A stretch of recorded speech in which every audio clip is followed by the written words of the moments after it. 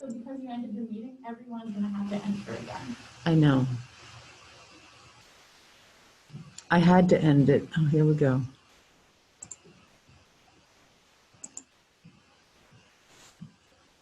I don't understand how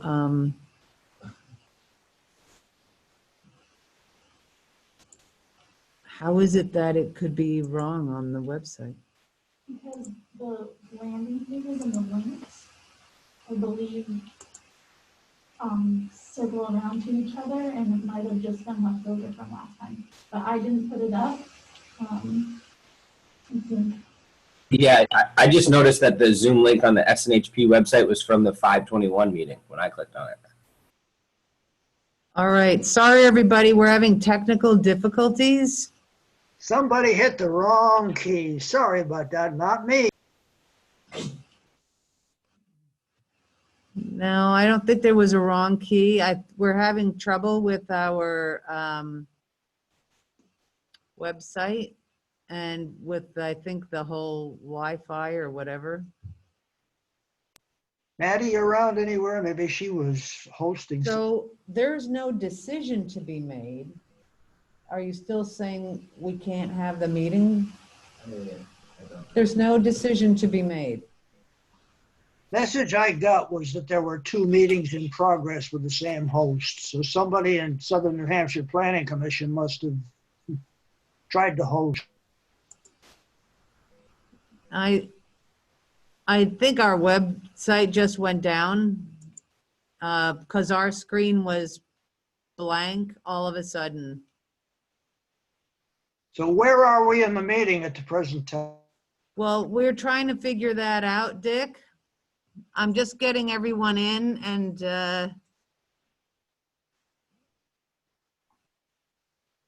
I'm gonna let Nate, of course, make this call because I don't know what's appropriate here. Sylvia, can you hear me again? I came back. Somehow I got disconnected.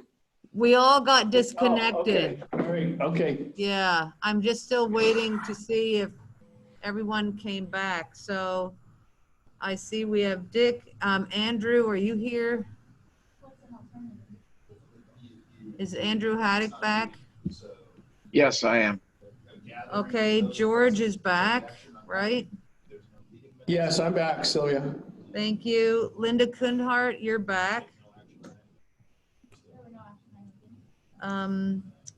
And Tom, I see you. We've got Fred. Do we have Fred back? Fred is back. Thank you. Lucy, are you back? Yep. Yep. Nancy Michaels. Not yet. Tim White. Yeah, I'm here, Sylvia. Thank you. Dean Williams. Yeah, I'm here. Okay, and in the office here, we have Monique and Nate. Adam, are you here yet? Yeah. Yep. And Carl? I don't see Carl. I see Zach. Maddie, you're here, right? Yes, I'm here. All right, sorry everybody. The screen just went black. I was looking at names, and next thing I know, I looked up and everybody was gone. So that was weird. So here's our dilemma. Evidently, I don't know why. Well, we can. I think already with the technical issues alone, that this is not a meeting at this For a point. short period there, Sylvia, you had 17 participants and then one disappeared. I see Maddie's in there now, so maybe you hit the wrong. Nothing.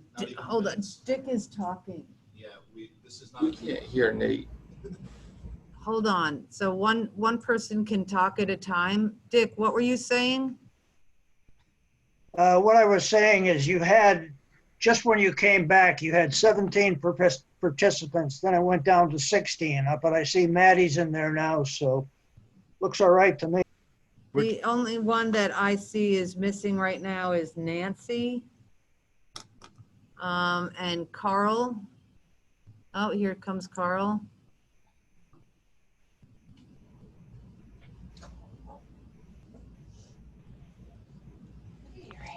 I'm here. All right. I'm back here, just audio only. Oh, okay, Nancy. Nancy. Thank you. So we have everyone back. So here's our situation. For whatever reason, the link to this session was correct on everything except for our website. I don't know how that happened, but that's the way it is. So the way I think we are recommending we move forward is that we meet, but we're not going to call it an official meeting because of that. There's the information on the website is incorrect. Now it is correct it was correct on the email. It was correct on the agenda, Yeah, I but butt in. yeah, butt in. So I went to the website, and the website that I get to from my computer, the main page website, doesn't have any links to any meetings. You have to go through the tabs, and when you go through the tabs to the transportation, it shows you the meetings, and when you click on the TAC meeting agenda, it brings me to the same meeting. So I think it's fine. I must be not seeing the front page you guys are all talking about. Okay, so just one person at a time. It's hard to hear. So Monique was saying, really talk up for everybody to hear. So it's correct on the agenda. It is correct in the meeting email that was sent out. It is correct on the tab of the TAC section of our website. It is incorrect on the calendar, which is found in the lower right corner. So because of the discrepancy, staff brought it to our attention that there are two links out there. So did you hear that? It's incorrect on the calendar portion of the website. Okay. I don't know why, but yeah. So Sylvia, could I make a suggestion that then, going back to what you said earlier, we just won't vote on anything, and since it's informational, we could still have Carl, James, and Nate maybe provide the information, and we just won't vote on the minutes or anything, if that's what you're concerned about? yeah, that's Technically official? Yeah, I think it is now an unofficial meeting of the TAC. And I still think it's worth doing a roll call just for the minutes. We won't be voting on anything, but we have 3 presentations that people spent quite a bit of time, and I'd like to at least inform people. And that way for future, if there is a vote on something, you'll have seen it at least once. Does that make sense? Yeah, Yes. yeah, no, I think that yeah. All right, so let's do our roll call. And just say your name, please. Candia, Dick Snow, Chester, Andrew Haddock. Derry, George yours. Francistown, Linda Kuhnhart. Ware, Tom Clow. Easter Seals, Fred Roberge. DOT, Lucy St. John. the Chambers, Manchester and Londonderry, Nancy Michaels. and New Hampshire DES. Tim White. All right, and again, Sylvia, this is MTA. We're here as well. Ryan and Lori. thank you. Okay, so Mike Whitten and Lori. Lori and Ryan. Oh, sorry, not Mike. Not Mike. Ryan. All right, Ryan. great. All right, so we're Jonathan gonna- Golden from Manchester. Oh, Jonathan Golden. How did that happen? Okay. Thanks, Jonathan. Anyone else I missed? This seems to be a whole different, this meeting has a mind of its own. All right, so the first person to get on here is, and just as a reminder for those who maybe didn't hear earlier, this is an unofficial meeting because on one part of our website, the information was incorrect, but we still have 3 presentations we want to share with you. And so first on deck here, okay, share the screen is Nate. And I will move aside. So Nate can do that. All right.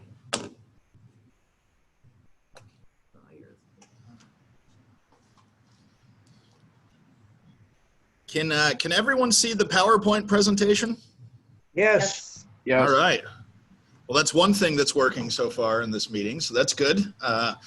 So I'll try to be a little bit brief because I know it's almost 10 o'clock already with the technical difficulties and everything, but I wanted to give everybody a briefing about the updates that have been happening to the statewide 10-year plan criteria.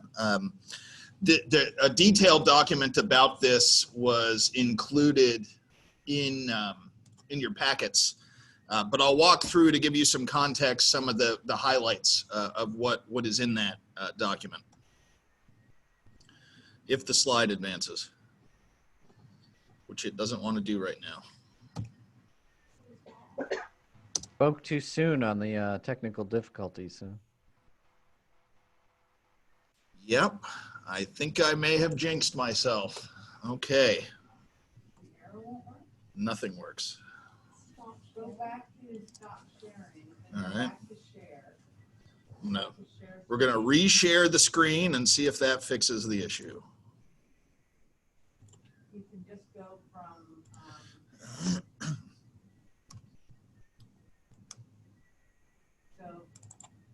okay. I think we've got something working. Oh, success. Yes, Mercury did go into retrograde this morning. So the 9 regional planning commissions, we all, if you didn't already know this, we all utilize the same set of criteria to evaluate and prioritize 10-year plan projects. The difference is that each region weights those criteria differently to reflect their region's unique needs and priorities. So we, for instance, have historically weighted congestion issues higher in our prioritization criteria than, say, North Country Council does, because up in the North Country Council region, they don't have the same congestion issues that we do here in the Southern New Hampshire region. So we all use the same criteria, but we weight them differently based on our unique needs. And when we finished the last update of the 10-year plan, which was the 2021 to 2030 10-year plan, all 9 of the regional planning commissions began a process to review and update the criteria. So that's the document that was in your packet, was a draft update of the criteria. And we'll walk through over the next few slides what is included in that update. So for those of you who have been members of the TAC for a few years, you'll recognize this table. These are the existing 10-year plan criteria with our regional weights that we used in the last update cycle. So just as a refresher, we have congestion reduction, freight mobility, alternative modes, traffic volume, facility importance, safety measures and safety performance, roadway surface life, bridge asset condition, project support, and resiliency. That's the set of existing criteria in the 10-year plan. And I'm sure those of you who have been on the TAC for a while are familiar with and aware of these criteria and how they're utilized to evaluate and prioritize our 10-year plan projects. So this kind of was our starting point for looking at updates. What we ended up with was we took that starting point, and that's the table that's on the left-hand side of this slide, and we ended up with some updates that led us to the table that's on the right-hand side of this slide. So some things are, the structure of some of the criteria is very similar or the same as it was previously. And then in some cases, things have been tweaked. And in some cases, things have been added as entirely new criteria. So we'll walk through some of these changes and then be happy to take any questions. So we'll start with safety. And the structure of the safety criteria is essentially the same as it has been, whereas we have two sub-criteria. One that's backward looking that we call safety performance, that looks at the historical crash data in terms of number of crashes, rate of crashes, and severity of crashes at the project location. And then we have a sub-criterion called safety measures that is forward looking, that looks at what is actually proposed as part of the project, what improvement is proposed, and how that will benefit safety. And there's lots of research and things called crash modification factors for different improvements that we use to evaluate the effectiveness of what is proposed as part of a project on the safety issues in that area. So this is, essentially, very similar to the existing criteria, but these criteria have been expanded a little bit to more explicitly consider transit safety, which is a big push from FTA and is something that is becoming a bigger focus nationally. So transit safety as well as pedestrian and bicycle safety. So in the existing criteria, a lot of this focused on vehicular safety only, and we've expanded that criterion to better consider transit, pedestrian, and bicycle considerations. Mobility, as an overarching criterion, there is an existing criterion called mobility, but the sub-criteria have been changed a little bit. And this kind of mirrors the way that the safety criterion is laid out. Whereas we have one mobility measure that's proposed that looks backwards at what we call the mobility history of a location. So what has congestion been like on that particular, roadway or whatever the project is? What has been the congestion history over the last few years? How much delay is there? Are transit services having trouble with on-time performance in this area?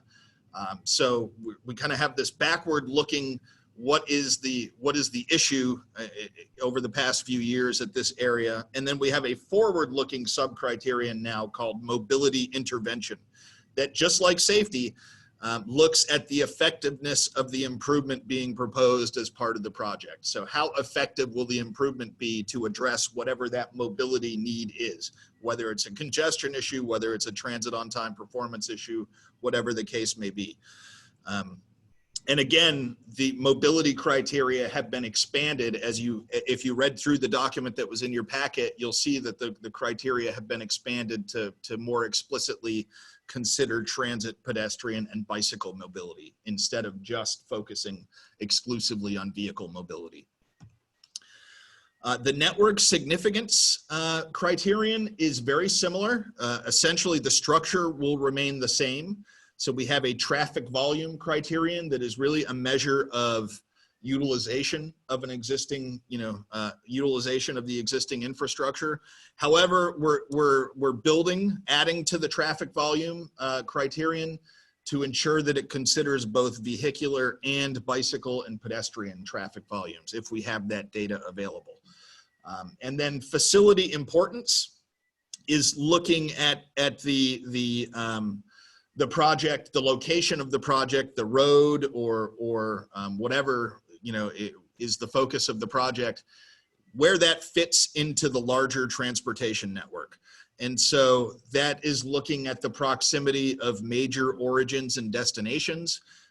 And then it's also looking at something called network centrality, which is a measure of how many other roads and segments of the roads in a particular area are connected to that segment. The more roads and segments of road that are connected to a particular area, the more central that particular road is and its importance to the overall network. So that's really kind of a GIS analysis, but it's really handy to evaluate the significance of a particular segment as it relates to the overall network. And then as well as availability of alternative routes or lack of availability of alternative routes. And, oh, my slide did advance, good, okay. We have an existing criterion called state of repair, and that is being adjusted somewhat. So the overall state of repair, there's now 2 sub-criteria in this. One of them is we just call state of repair, that focuses on the existing condition of the asset. So if it's a road, we'd be looking at the condition of pavement on that road. If it's a bridge, we'd be looking at the most recent inspection report to determine, structurally where the bridge is at in terms of asset condition. That's pretty standard and is in our existing criteria. The new one that's been proposed here is maintenance. So it's a new sub-criterion that considers whether a project would result in maintenance efficiencies or savings, or whether it would result in significant new maintenance liabilities. So, significant being a little bit subjective there, but we're not talking about adding a sidewalk being a new significant maintenance liability, a new bridge where one doesn't exist, or a new road in its entirety. Things like that would be potentially significant new maintenance liabilities. So the maintenance sub-criterion also includes consideration for if there is a 10-year plan project that is, say, reconstructing a certain segment of road in town X. If the town is also piggybacking on top of that project to do utility work that's locally funded, or utility improvements that are locally funded at the same time, and economies of scale can be realized through that coordination, then that would be given some credit in that criterion. What we don't want to necessarily see is a 10-year plan project coming through, doing a reconstruction of a road, and then 2 years later, a municipality coming through and then reconstructing that road again because they have water and sewer upgrade work that needs to be done. The goal is to try to achieve economies of scale and coordinate those types of projects as best as possible. We have a new proposed criterion that's called equity, environmental justice, and accessibility. This is largely born out of our Title VI requirements. So all of the MPOs, including Southern New Hampshire Planning Commission, have a Title VI plan that is to ensure that the way that we administer our transportation planning program and the way that projects are selected must not exclude what are called traditionally underserved populations as defined by the federal government, and that includes minority population, low income, limited English proficiency populations. We have an entire document called our Title VI plan here with the Southern New Hampshire Planning Commission, as do our colleagues at neighboring MPOs have Title VI plans to ensure that our program is fairly representing the needs of all of our population groups in the region. So by having a specific criterion, it helps us to demonstrate explicitly to our federal partners who ask about how we're meeting our Title VI obligations. Having a criterion like this helps to demonstrate to our federal partners and regulators that we are explicitly considering Title VI needs and the needs of those traditionally underserved populations in our project selection process. On top of that, there is a growing partnership between we as planners and the public health community. And a lot of our hospitals and local and regional public health organizations are developing and have developed community health improvement plans, or CHIPs. In a lot of cases, those CHIPs are actually proposing and have identified specific transportation improvements. They may, identify a trail from a school to an after school program recreational area to help, battle childhood obesity.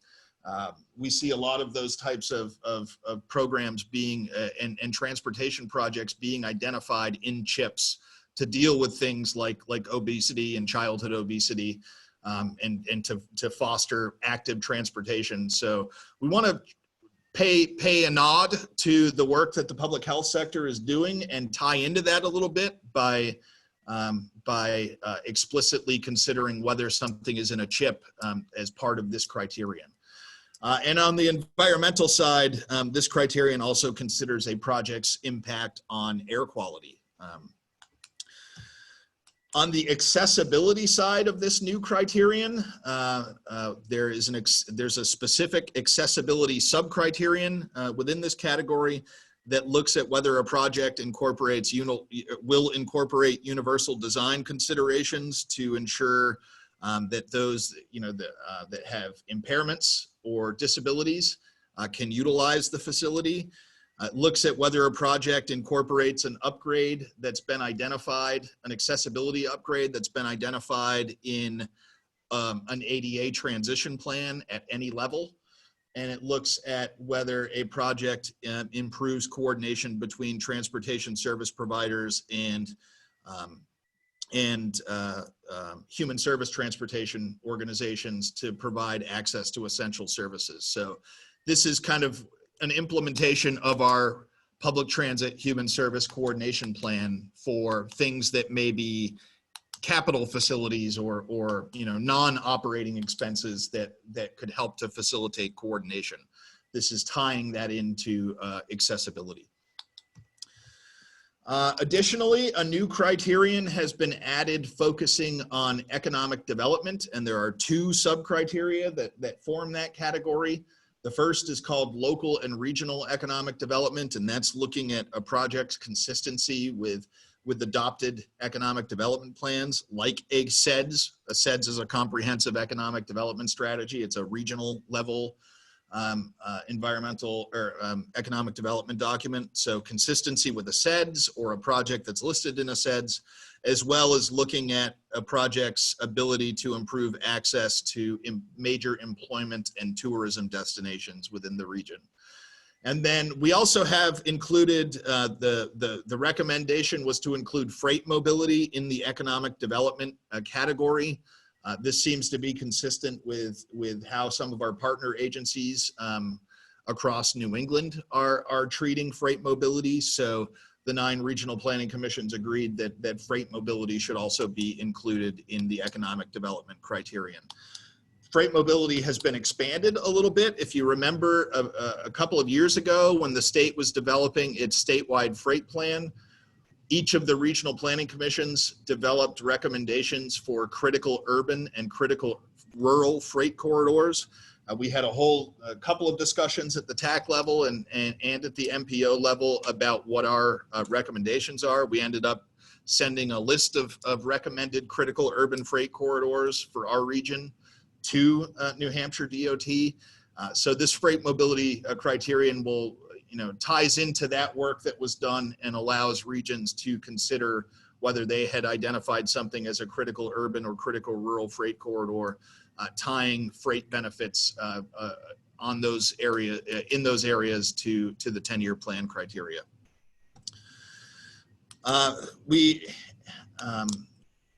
There is an existing resiliency criterion that's been expanded or is recommended to be expanded a little bit in the updated criteria. So the resiliency criterion will now consider whether the level to which a project considers resiliency. So if a project, there's kind of 2 ways of looking at resiliency. One is mitigation and one is adaptation. So the highest level would be mitigation. In other words, if you had a road that was in an area that you knew to be a fluvial geomorphology hazard zone that was prone to erosion and repeated erosion events, mitigation would be to say, we know that this is an area that's going to have repeated damage due to fluvial erosion. If we move the road out of that zone to another location, we won't have that damage anymore and the infrastructure will be more resilient. That's called mitigation. Adaptation would be to say, we're going to do everything we can to protect that road in its place by armoring, rock armoring or other geotechnical approaches to adapt to the fact that erosion is happening there. So mitigation is sort of the highest level and adaptation would be a step below that. there could also potentially be projects that have negative resiliency impacts or could harm the overall resiliency. So, you know, that we need to keep that in mind as well. But this criterion has also been expanded. If you read through the packet that was in your, or if you read through the document that was in your packet, is also seeking to improve the connectivity between local hazard mitigation plan priorities and the 10-year plan process. So if a piece of infrastructure has been identified as being a hazard risk in a local hazard mitigation plan due to flooding or whatever you know, natural hazard may be threatening that infrastructure, this helps to form a stronger connection between those local hazard mitigation plans and this criterion of the 10-year plan process.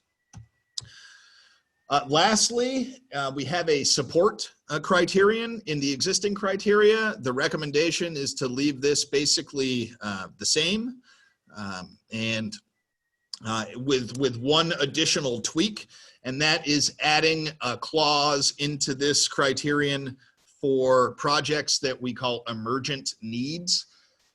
So if something has come up as an emergent need out of the blue since the last 10-year plan update, we didn't know that the project was needed or that it existed 2 years ago, but now due to, you know, whatever happened, a flood event or anything, you know, now a project has arisen as a high priority. It's never been considered in a regional plan or a local master plan before, so there's not prior planning justification, but it's needed to prevent major or significant regional impacts.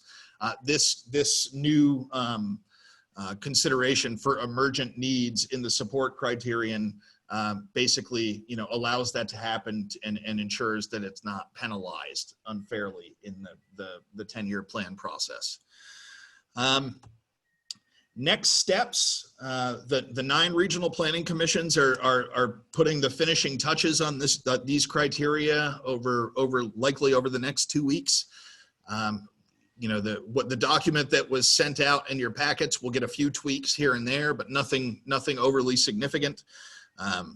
You know, nothing that changes anything that we've covered here over the past few slides. And then we'll be heading into the next 10-year plan solicitation already. So we're going to be preparing our solicitation materials soon. And as part of that process, we will go through a weighting exercise with the TAC to set those regional weights for the updated criteria.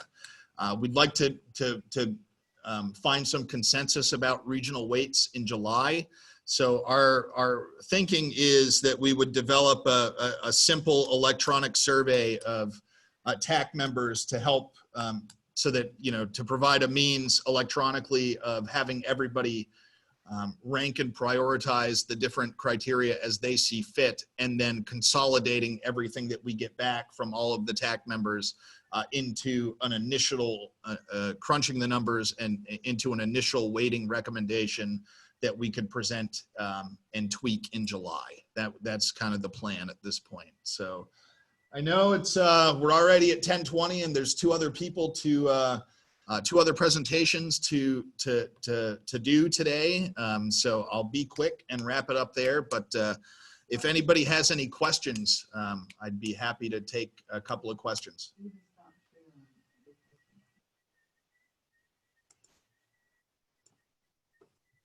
Any questions? I know I covered that pretty quickly, but hopefully it made sense. We got your email address. Okay. Nate, a quick question for you. Did you source any of that material from AASHTO or directly from Federal Highway or FDA? That seems really interesting, especially some of the new criteria. Yeah, if you go through the document and you look at the column on the right-hand side, that's basically on the left-hand column in each criterion, we have evaluation considerations. That's a lot of what I talked to. And then on the right-hand side is sources and resources for regional planning commissions to use when evaluating those. If you look through those and read through those, you'll see that a lot of them tie directly to federal guidance and trade association guidance at the national level. In safety, for instance, countermeasures, crash modification factors come right out of the work of the Federal Highway Administration's Highway Safety Manual. You'll see numerous instances of that as you go through that document. So in short, yes. So you made it for us, right, Nate? I mean, this is yours, that draft?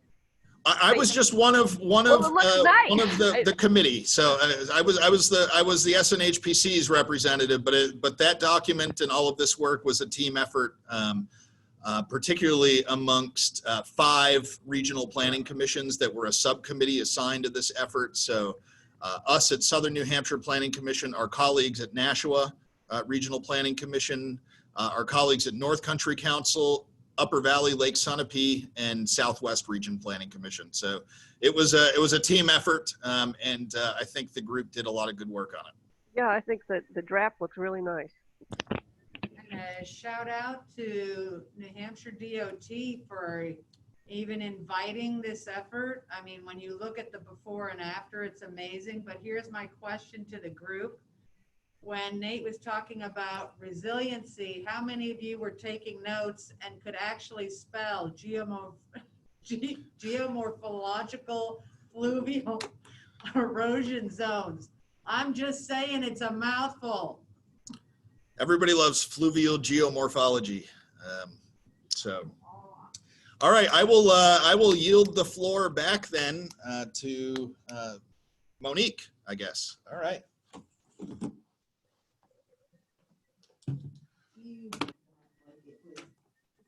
Hello, everyone. I'm going to be doing an overview of our public participation plan with my project manager, Carl Epic. So let's see what my luck is like sharing the screen.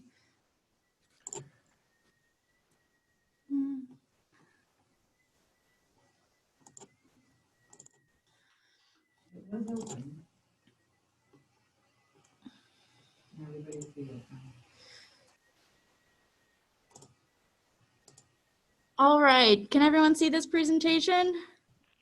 Or anyone? All I'm looking at is the index on your screen. Yeah, just the index, Maddie. I mean, sorry. I say it all the time. Monique. Up to the left, that's where, see the left there? George, it doesn't help they have the same initial. So, and we do initials in the office all the time. That looks better. It's just like, James, it's just like what Sylvia said, try to pronounce that word earlier. All right, so Carl's gonna introduce the topic and go over some federal requirements as well as the purpose. So take it away, Carl. Thanks, Monique. And this is going to be a little unique, I think, because actually I can see everybody, but when it's in speaker mode only, you see the screen plus only one. So I don't think it matters too much. But good morning. The public participation plan, high level, is a requirement of the MPO, and it's just like the TIP and the Metropolitan Transportation Plan, and also the Title VI type of documents. So, the real purpose of metropolitan transportation planning is engagement and to have input from all affected stakeholders. And so that's what this document is about. You can go forward, Monique. So yeah, this is about involving the public and really all stakeholders who are involved with transportation, which is really anyone and everyone. But we call out, different groups, transit providers, so on and so forth. I'm going to just go over very briefly the federal requirements, and Monique has really carried the weight of this project, and we'll go into the goals and strategies. And this is a little small and is a little bit in what we call federalese. I'm not going to go through this item by item, but next slide, Monique. Just highlight each of these areas.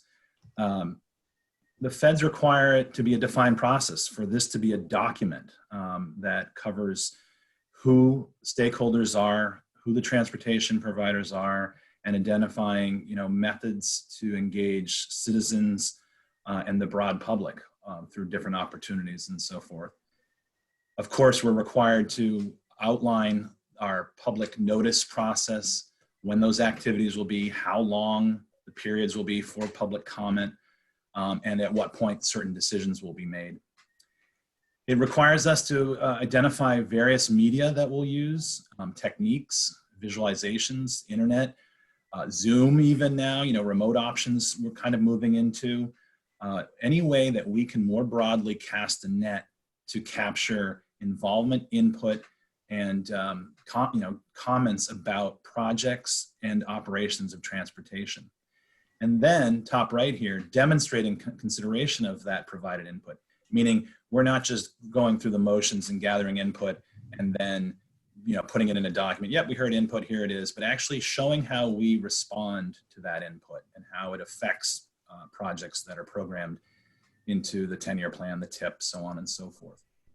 A big piece of this update to the public participation plan involves strategies and methods, which you'll learn about a little bit at the end of this presentation, about engaging underserved populations, minorities, low income, people who traditionally are left out of the transportation planning process.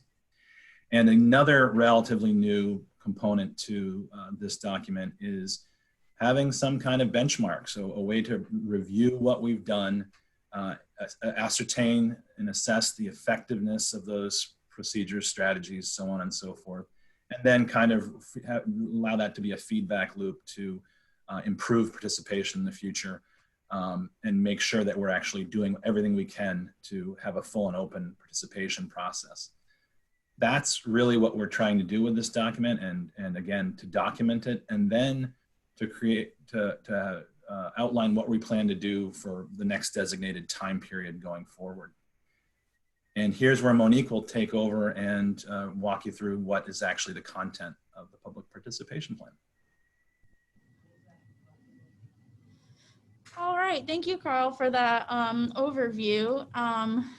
So like Carl mentioned, and Nate mentioned as well, our Title VI plan is really important in catering to the needs of those who are underserved. But in order to do that, we have to be able to reach them, right? So the public participation plan outlines how SNHPC reaches out to different communities in different ways. There's the digital divide, there's language barriers, there's all sorts of barriers for us to be able to get in contact with these people, because surprisingly enough, people aren't banging down our door for information about transportation, so we need to put ourselves out there. So I'm going to go over our existing strategies. So what do we have in our toolkit, and then what are our goals to really maximize these tools and reach the most amount of people and the most diverse group of people to represent the population that we serve. First of all, we have regularly scheduled meetings like this one, as well as meetings that are open to the public. So those happen monthly, which gives people an opportunity where they can rely on us to be there, whether it be in person or on Zoom. Public forums, workshops, and focus groups. So when we're tackling a specific issue, we take the time to create opportunities where we are gathering people's qualitative input in a way where we can really sit down, have a conversation, and dissect this, because even just listening to Nate's presentation before, sometimes I have a hard time with all those words, and I work here, so can't imagine what a layperson would think if they were to look at some of these documents. On top of that, we insert ourselves into public outreach events, as well as hosting our own public outreach events. For example, we partner with local agencies to do events like To Work Day, and that's where we're able to get out on the road physically and talk to people on the road about that they do have an opportunity to have input about their transportation network. We love surveys here at SNHPC. We utilize a lot of different platforms. We utilize SurveyMonkey. I'm sure all of you who have filled out something on there. Our team is also working on MetroQuest, which is a survey platform that is really involved and kind of has a learning aspect and a visual aspect to it, as well as other surveys. Our SNHPC website, which is newly revamped, and we're clearly working out some of the kinks of that, but that's supposed to be a representation of our organization, of all the different transportation items that we cover. a resource, a very rich resource document. Library is in there. In addition, just to provide an overview of what exactly we do in different avenues that you're able to contact us and get involved. We regularly put out newsletters and other mailing lists that we maintain to get information to our stakeholders, but also get information out to the population. And to piggyback on that, we have some media strategies, our traditional route, getting into the local papers, different newsletters such as senior center newsletters, library newsletters, and then also social media. So that's a way where we found a lot of success with Facebook, where that's the most used platform in our region and kind of has the best representation as close as you can get for age and diversity. And then visualization techniques, where we're able to take some of these really complicated transportation ideas and kind of put them in a way where it's digestible to the eye, whether it be GIS maps, conceptual drawings, different graphs and infographics, where we're able to get you that information. So next I'm going to go into some of the goals that we have to maximize these tools and make sure that we're really doing our best to reach all these different populations. Our first goal is to just increase the access and increase the amount of engagement opportunities.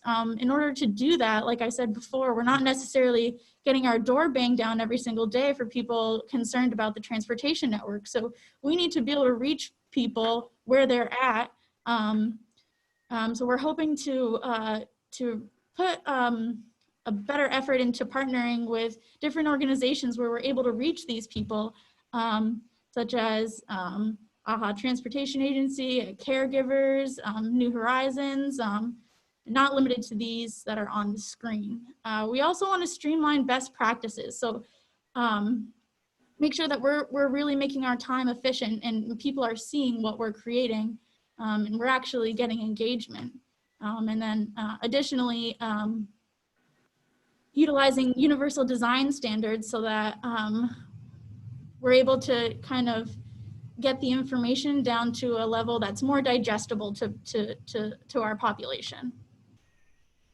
Our next goal is to improve our visibility and have early and often notification. So we really got to put ourselves out there and meet people where they are. This is our famous Old Home Day picture where Cam is passing out a survey. So it's important for us to insert ourselves in different opportunities where the public would engage in a conversation. I myself have gone to an Old Home Day, and it's really interesting to sit there and have a discussion face to face with someone about their concerns with transportation and kind of enlighten them about that there is an organization out there that's working towards that, that's catering to local, regional, and state needs, and that's our purpose as the liaison. Another goal is to create, kind of have pop-up materials prepared in order to always be ready to kind of meet the public and get them to understand what we do and get in contact with different groups of people that we haven't spoken to before. So whether that be having a survey kiosk ready or having, you know, a table ready to go just in case that something pops up, we'll be able to get out there and get on the ground and start chatting with our region's population. Goal 3, we're trying to broaden and increase our communication. So as you know, technology continues to improve, we're able to kind of get these transportation concepts and data in a way that's much more digestible to the eye. We have our great GIS planner, Zach, and a couple others in the office who are able to put together these great visualizations to really help your brain wrap around the concept of what we're trying to explain. On the right here, you can see a map of the job density that Zach created recently. We also want to develop and increase our social media strategies to make sure that we're really getting the most that we can out of social media. We found success with Facebook and Twitter. Below, if you want to give us a follow, they're both at SNHPC, nice and easy. And we try and provide updates, offer meeting notices. We have events that we, when we coordinate with other agencies, that we're able to get you, a map in the direction to the events, and as well as other details that you may have. That's just more convenient for you. And then we also want to establish better relationships with local news outlets in order to get our information out there, whether it be a specific project that's happening in a municipality and we're hoping to reach a population, or for example, age friendly, trying to get our information into senior newsletters and things like that. So just better establishing those relationships so that we're able to get our content to them, they're able to publish it, and then we're able to engage with the audience that we wish. Goal number 4, we're hoping to increase our resourceful and compliance. So really make sure that we have a strong relationship with key stakeholders through confirming that, maintaining different lists and whatnot of different key stakeholders that we have for different issues and projects, and also making sure that we're engaging them in a way that's appropriate to them, in a way that they're able to get the information and provide us feedback. We also want to make sure that we're engaging with our neighboring state and federal partners to ensure that, this is all part of one big quilt, and we have to work together to make sure everyone's on the same page. And lastly is where we have to hold ourselves accountable. How are we going to assess how we're doing this? We can say that we're doing all this and we can put an effort towards it, but without having performance measures and something to hold us accountable, it wouldn't be as fast of a goal. We are, after this, I'm going to go over some performance measures. And so we're hoping to track and assess our progress as we're trying to tackle all of these different goals in different ways, and hold ourselves accountable and be able to report back out to the stakeholders and say, yeah, we really are trying to improve how we're engaging our audience. And then we're also going to keep track of all of our engagement efforts so that we can say we had X number of public meetings, public forums, and kind of have a paper trail of saying, yes, for this issue, we offered all of these different sorts of things and opportunities, and we're hoping that you are able to engage, and we're hoping that you are aware of it. And if not, looking for opportunities of how to accept feedback and improve how we're approaching it. And in this document, we also have some performance objectives like I was talking about before. These are just a handful of them, but we want to increase our attendance at public hearings. So for meetings and different sessions, we usually do take attendance, but how about we start tracking that attendance and seeing if we can increase the number of people who are there, and seeing what times work for people, what times don't, other barriers that we can address. We also want to increase the number of participants in surveys. That's something that we're always looking to get so that we can have an accurate representation of our region who are answering these questions. So it's not just a select few group of stakeholders who we always engage with. We want a diverse group of people answering all the questions that we're trying to gather information on so that it can help guide our planning. 0 complaints. It would be nice if no one were to complain, but if for different outreach opportunities and issues, just like today, we identified an issue on our website calendar, which made it so that this meeting technically isn't a TAC meeting. So, that's an issue, and we're gonna work towards improving that. And that's a goal that we're gonna continue to have, and we're gonna make sure that we address all these different issues in a quick and timely manner, and that we are communicating that. And then just increasing our presence. So whether it be creating our own public engagement events or attending public engagement events, and really inserting ourselves into different opportunities like old home days, town parades, things like that, where people were able to hopefully get people to stop by and chat with us a little bit about what their needs and what their perspective about the transportation network really is. So I'm sure you guys are all dying to get your hands on this document. So we're wrapping up final edits in June. We'll be posting the document for a nice lengthy 45-day public comment period. So that'll run all the way through July. And during that, there will be an additional TAC and MPO meeting regularly scheduled. We'll make sure that we get you to the draft document where you're able to view it, and then also make sure that you know all the different ways that you're able to submit comments to us so that we can really make this a representative document and really make sure that we're doing all we can to engage the public.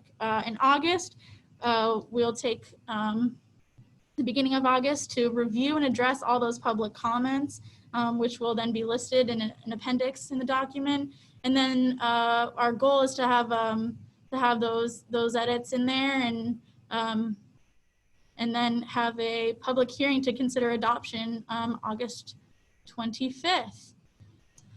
And with that, I'm just wondering if anyone has any questions or comments. If you have anything you want to talk offline about, you can contact Carl Epic, and his email is right below.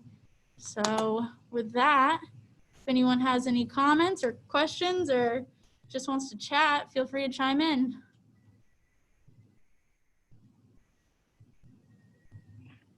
Alrighty, then we'll pass the floor to James, unless I'm not supposed to do that. Okay, James, you are good to go. Great, thank you very much. I'm gonna share my screen now. We'll see how this goes. Can you see my screen? Yep. All right, great. We'll take it from the top. This is not a very long presentation. It's probably 5-10 minutes here. Today, I just want to provide a refresher on the New Hampshire statewide asset data exchange system. Some of the members here at TAC are probably familiar with this. A couple of you are currently working with New Hampshire, Southern New Hampshire Planning Commission to conduct some data collection using this SAID system. And so what is the statewide asset data exchange system that the short term is SAIDS? Well, according to SAIDS, SAIDS establishes a primary transportation inventory of assets, including a maintainable condition assessment process for many state and local agencies. Its unique approach to statewide asset management efficiently utilizes modern technology and joins efforts for the common good of accurate and sustainable data collection. And that's maybe a little bit cryptic, but I think we can decode this a little bit. Basically, SAIDS is able to use software to make it possible to efficiently collect data from the field with tools that are easy for anybody to use. ESRI, ESRI, which is a GIS company, Geographic Information System company, has software such as ArcDesktop, ArcGIS Online, and this allows anybody to use a smartphone or tablet to quickly access a database for mobile input of data or management of data. SAIDS has come about through a partnership of many different entities and agencies. Let me go back here.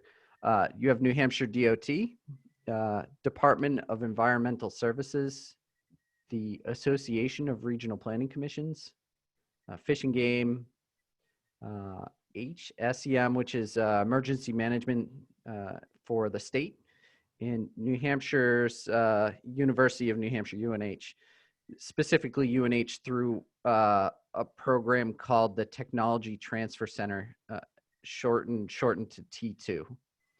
So T2 is the manager for SAIDS.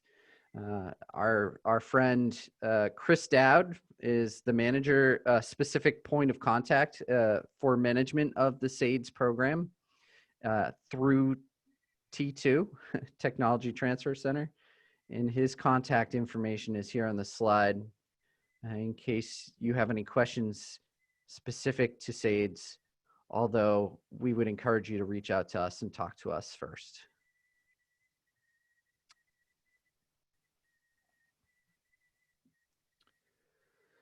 How does the T2 assistance to regional planning commissions through SAIDS? So how does this work? How does SAIDS provide a resource both through the regional planning commission, then passed on through to the municipalities? Well, it comes in a couple different formats. It's software and hardware, so things like iPads and access to GIS software systems. Probably the most important one is data collection protocol. And so a group of people get together with Chris Dowd and determine exactly what methodology should be used to collect data in the field. And that's really important because we want everybody to collect data in the same fashion to ensure that data is consistent across the entire state. Database management, that's mainly something Chris provides, and sometimes Chris provides access to that database, and he can provide technical assistance when the Regional Planning Commission is modifying that database. And then finally, protocol training is something UNH provides to the Regional Planning Commission staff in order to go out and collect data. The SAIDS program collects more than just these 4 programs, but in terms of what the Southern New Hampshire Planning Commission can do to assist local municipalities within the region, these are the 4 we're concerned with. Stream crossings, which is small bridges and culverts. Something called RSMS, which is Road Surface Management System. Another program is pedestrian infrastructure, so crosswalks, sidewalks, curb ramps. And then finally, closed drainage systems, which are your site drainage, your drainage along the edges of roadways, where they turn into pipes. And so these programs have been developed over time. The stream crossings was developed in 2014, and the closed drainage systems was available as recently as 2018. And you can see down below, there's just some quick snippets about the increment of data that's been collected through these programs. For example, the stream crossings program has over 13,000 stream crossings assessed throughout the state. I'm going to talk a little bit more in detail about the first 2 and just skim across the last 2 in order for us to cover this in a short amount of time. So stream crossings at a glance, SNHPC staff go out and conduct these field assessments to document the stream crossing structure and its condition using the SAIDS software and often hardware. So they provide us an iPad in the instance of collecting data for stream crossings. When this data is collected, it's added to the online database. And this combined with mapping tools allow us to provide important tools to assist municipalities in management and asset management and planning activities. On top of that, we have the capability to provide towns with more detailed information at their request and more detailed reports of condition patterns across multiple stream crossings. This is possible because we have such robust data for the region already. A little bit about how the process would work. If your town was interested in collecting data about their culverts and small bridges, you would approach us, the Regional Planning Commission, with a proposal for a scope of data that you would want to collect. You know, our town of Derry would like to collect these 30 stream crossings over the summer of 2021. And from there, we would work out a scope of work to implement that activity. Staff at the Regional Planning Commission then use the SAIDS protocol to collect data using the iPad provided by SAIDS through ArcGIS Online, and can make edits back at the office through Arc Desktop as well. Specific to stream crossings, New Hampshire Geological Survey conducts a quality control check of all data to ensure accuracy. So when we collect a field assessment of a stream crossing, that goes to another entity, the New Hampshire Geological Survey, and they ensure that they're just providing a third-person check to make sure that that data all looks correct, and they'll flag things if they look wrong. For example, the inlet and outlet sizes don't match. You know, is this really the case, or was there a mistake in collecting data in the field?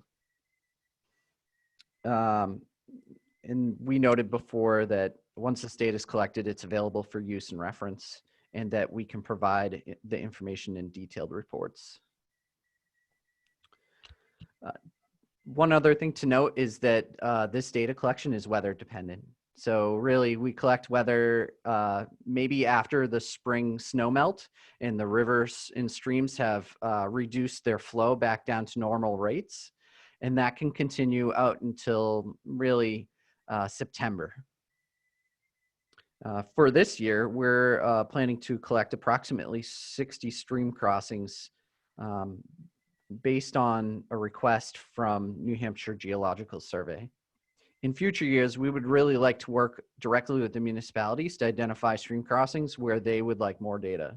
So this is my little pitch for you to reach out to us and let us know if there's specific stream crossings you would like more data for. Now you may be asking, how can I find data about stream crossings? This is just a quick little clip that shows you where you can pull down the menu from our new webpage to find a stream crossing GIS map that you can view online publicly. And so in this map, there's a link down below, and that opens up our stream crossing inventory map that we've specifically formatted for our region to include additional data around a vulnerability assessment that we recently completed.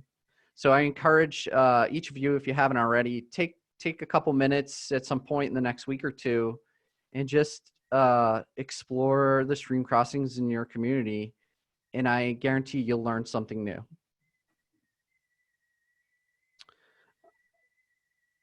How am I doing on time, Sylvia? What time is it? You're muted. Sylvia, you're muted. Hey, James, it's Yep. 10 of 11. It's George, 10 of 11. Okay. Well, why don't I just take 2 more minutes? I think I'm going to skip ahead and just breeze over this real quick and show you the road surface management, pedestrian, and closed drainage very briefly. They all operate in a very similar way to the stream crossings. And if your community has an interest in any one of these programs, I would highly encourage you to reach out to us at the Regional Planning Commission to talk about exactly what data is collected through the SAIDS protocol and determine if that meets your needs for information collection.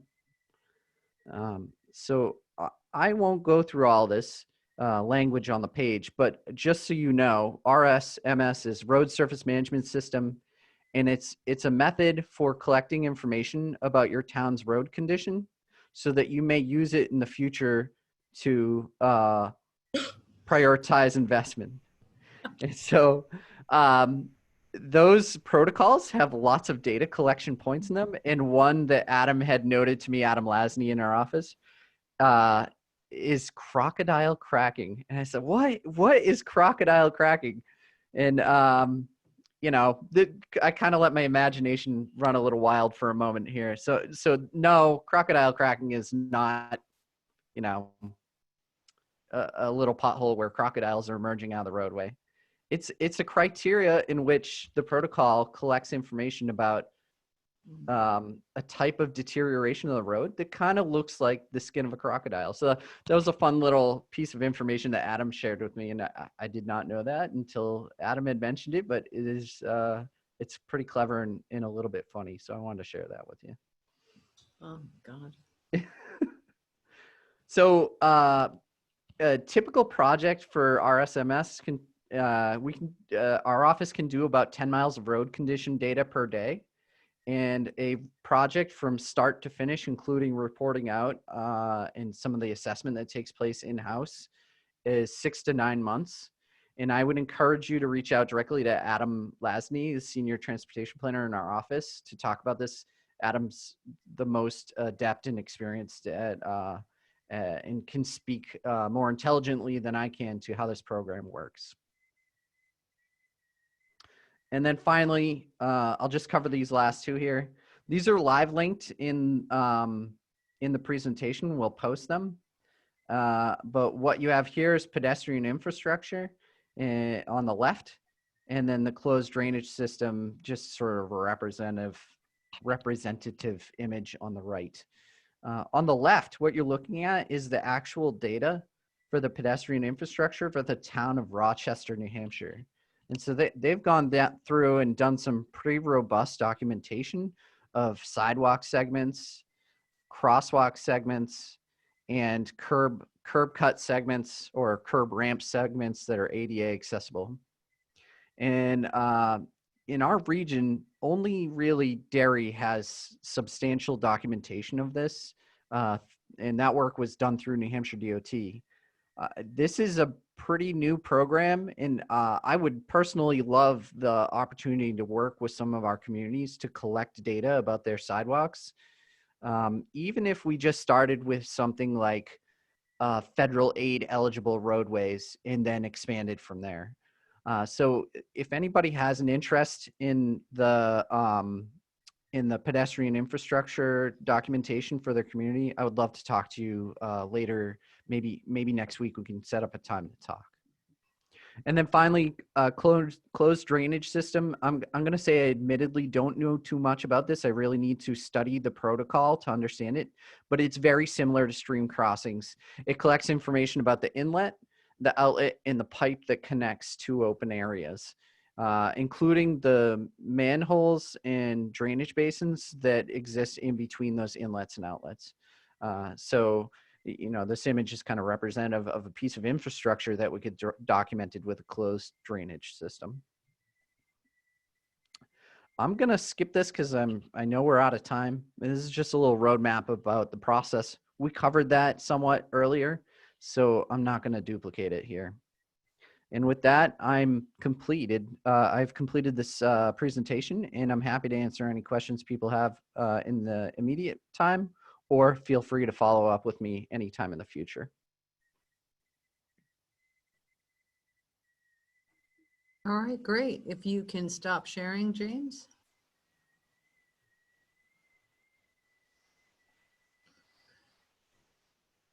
All right.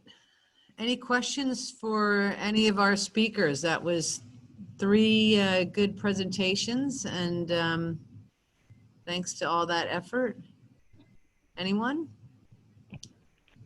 All right, so since this is somewhat of an unofficial meeting, George, do you want to unofficially close?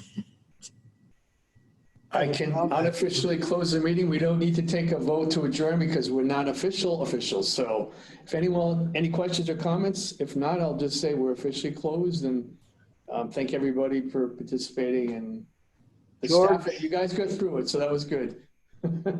George? Yes, Rick. Dick. I have a comment. Okay. For everybody there. This Zoom is a really effective tool for anybody that has a hearing impairment like I do, and for actually improving the function that we are supposed to be providing. And the second one is a suggestion to everybody that is using it. If your video is unmuted, you should be looking at the center of your screen and pretending that you are trying to impress the most important person in the world. You're talking to them. It's a presentation trick. But hey, great job. Really appreciate it. I think we should do it. I have a significant concern or a request or a need as we go through the next year, 18 months until they actually come up with a vaccine for this.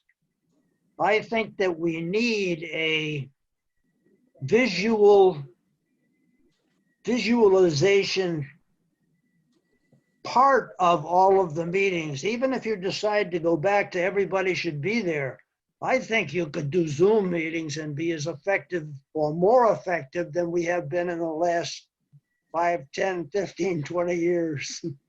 Thank you all for all that you do. And I am going to be emailing people with a request for, I need your presentations and I'm trying to sell what you're doing and I need your help. I really appreciate your comments, Dick. I've spoken to Computech, our consultant in the IT world, and asking for an improved system so that I'm not working off a tiny laptop that has like a 12-inch screen. So we're hoping to get some improvements here in the conference room. I appreciate that, globally, this isn't a huge issue on how do we continue with public meetings. The minor glitch today was really an issue because we didn't have any thing to vote on and nothing pressing, so it's really a non-issue. So I hope my staff isn't sweating this out. But I do appreciate that. I think it is very effective. I think people have a chance to not only participate in more meetings, but they can, like you say, can hear it easier. You're seeing the presentation right on your screen. Also a shout out seeing that Todd joined us. Thanks, Todd. Good to see you. And any other comments about moving forward? No, moving forward is good. I didn't want Monique to leave thinking that I didn't think her stuff was good. It just was so good, I had no comments. Okay, you hear that, Monique? She covered it so well, no one had any questions. Perfect. But certainly if anyone has some questions or wants more information, you know where to find us. All right, with that said, we'll see you next month. Thank you, everybody. Thank you. See you in a week. Okay. Bye. Bye, Dick. Bye. In a week. Thank you, guys.